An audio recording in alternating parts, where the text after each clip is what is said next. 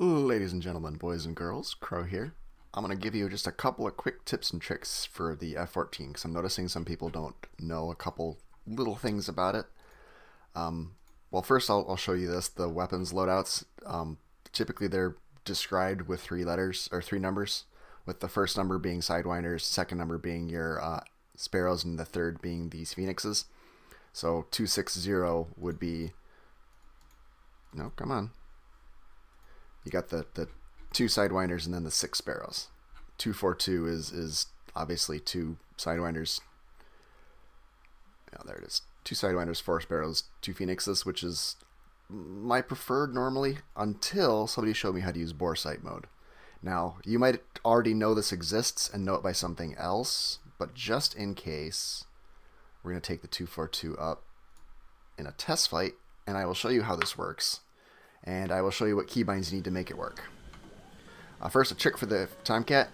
If you use the keybind to set up the toggle between auto and semi-auto mode for wing sweep, before you take off, switch to semi-auto mode, and then use your whatever control you have bound for wing speed to put it at 0%, which puts them all the way forward. This allows you to use flaps fully.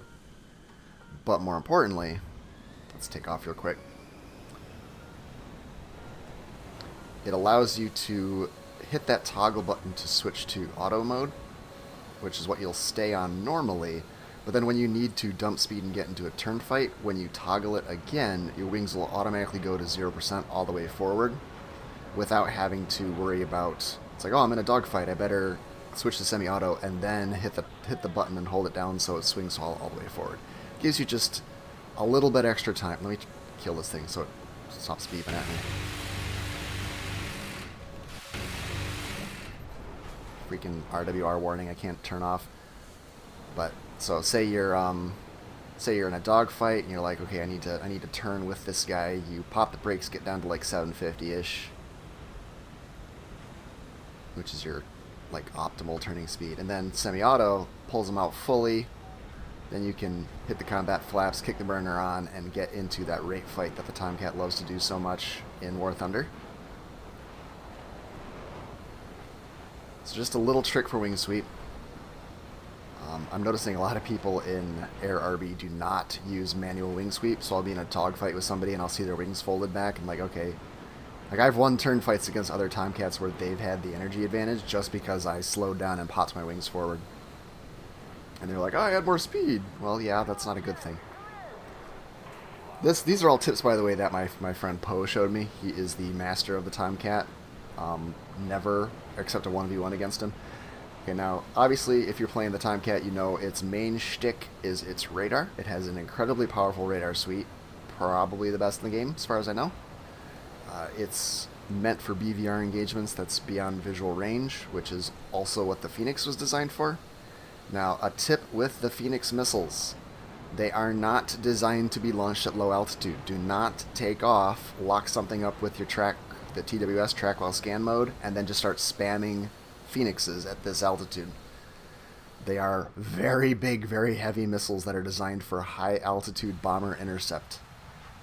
They were meant to shoot down Russian nuclear bombers at extreme ranges. So they do not like to go up. They like to go down, but they don't like to go up. So your best bet with the Phoenixes, especially right now with all the tornadoes going straight for bases at low altitude, is climb up to 7,000 or 8,000 meters, then get supersonic again, then start launching them. Because they really like it when you're high altitude where the atmosphere is thinner, allowing them to maneuver better and get up to speed faster. But it also lets them like just get to that. I think they go like Mach 3 or something. They're very fast missiles once you get up there and get to Mach. So they work really, really well. And you want to get them off early game because they're very heavy. Even if you're only carrying 2 on the outer pylons and don't have the extra mounting hardware on the center line for carrying 4 of them, you're still a lot heavier with them. So you do want to get rid of them. Let me... See, there we go. Locked them up. Wait till we get a little bit faster here. And I probably don't have to tell you, these are semi-active when you launch them. They don't ping enemies RWR until they get close enough for them to go active and start pinging the target. And by then it's sometimes too late if they're up at altitude and really, really trucking. Let's get another one. They're also very, very big missiles, very easy to see coming, and the enemy can easily avoid it if it sees it coming, because all he has to do is turn a right angle and notch it, which means, you know, just keeping it to its 90 degree to its side. But they're fire and forget, so a lot of people really, really enjoy them. And right now, they are the best for farming tornadoes. Now, the important bit. Your main weapon with the Tomcat is going to be your AIM-7Fs. They are fucking amazing. I usually carry 6 of them and then 2 Sidewinders. I would carry 8 of them if the game would let me. Now, what makes them amazing is, yes, you can, you know, turn on Pulse Doppler, which is the PD mode, and you can lock guys up. Well, he's heading away from me, so it might not work. Yeah, he's heading away from me. But Pulse Doppler works if they're better. It needs a difference in speed. They need to be heading towards you, or you need to be approaching them very quickly. There needs to be something to bounce it off, which is why Pulse Doppler can be notched. Same with the Phoenixes. If you get a right angle to the guy, you lose lock. But if they're heading towards you, the Pulse Doppler is perfect, especially for head-ons. Now at range, you would do like I'm trying to do now. You would aim it and try to lock them up and fire it and keep it locked. But the Tomcat has, I think most planes have the mode which allows you to do this, the acquiring mode, the what did I call it? The bore sight. I think it's called something else in settings, so you probably already know it exists, but I'm going to make a video on it anyway. Does this, puts a little box in your nose. The MiG-29 can do this, but whenever you turn your camera around with the helmet view, the box follows where your camera's pointing. So you don't actually point your nose at something to lock it up this way. And you can also switch between Pulse Doppler and regular track mode doing this, but there you go. You put your nose on them, it automatically locks them up. Now this might not seem like a big deal, because you're like, oh, I can just, you know, click my toggle button to select targets, and then hit my lock on button, and then fire. That's one button to switch targets, one button to lock up your target, one button to spool up a missile, then another button to fire the missile.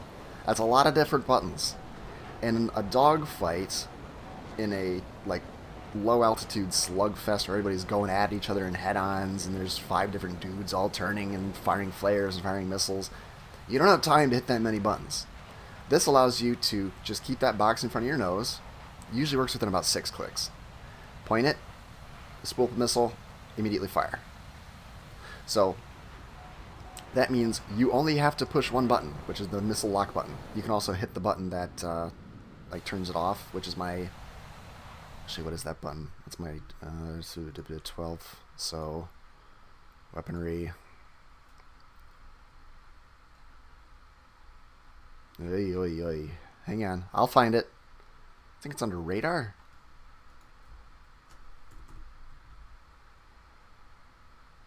Okay, yeah. Lock radar IRST on target. So I hit this to de-lock it and then reset it. Whatever you have this bound to.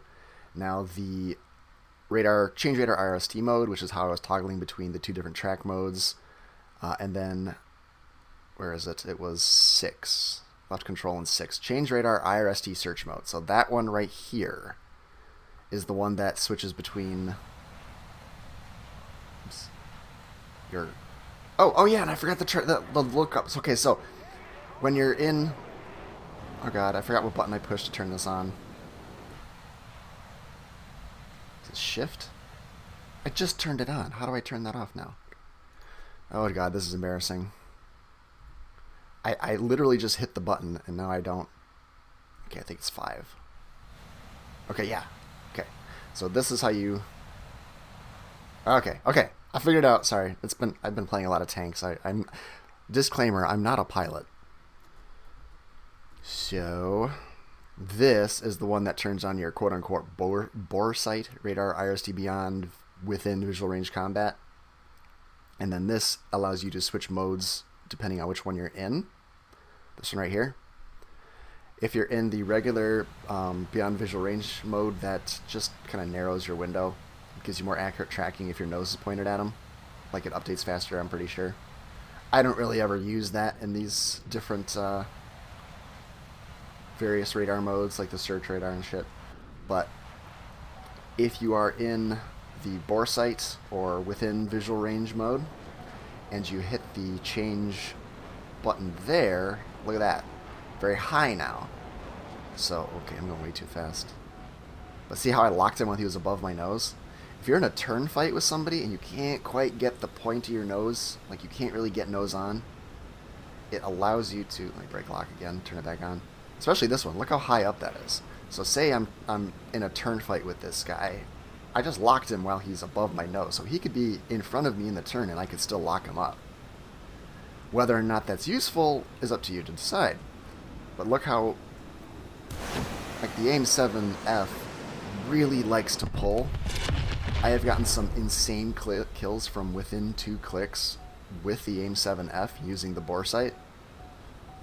Because I'm not, spamming different buttons to try and lock him up. I'm just aiming the nose, it's locking, and then I'm like turning and firing a Sparrow. The Sparrow has really good pull for, I'm pretty sure the F is the best version. Let me go into modifications here and read some data. Okay, the Phoenix, yeah, the Phoenix is a 500 kilogram missile, 1,000-pounder more or less. So you want to get those off fast, and these things can pull 25 Gs, almost as much as the AIM-9Ls, which can pull 30. So in a dogfight, these are actually really, really effective if you can quickly acquire and fire, which is what that bore sight mode helps with. I really hope this helps, because I love watching Russians get shit on all day, and right now the F-14 is, in my opinion, the best top-tier fighter. I think it's better than the F-16. I think it's... MiG-29 is iffy. I think the amount of ordnance it carries and the wing sweep shit gives it... It's at least on par with the 29. The 29 might have a little bit better in a dogfight performance, but I don't like R-60s, and it only gets 2 of the radar missiles, so who really cares? When this thing can carry 6 of the Sparrows. But that's really all I had to show you, all I had to talk about. I'm not going to show gameplay because I don't feel like, recording a bunch of games, picking the one good one, then stitching it on at the end here. But, yeah, please, take the Tomcat out, use those methods, and just feast. Go. Farm. Go. Be gone. Kill commies. It's what it was designed to do.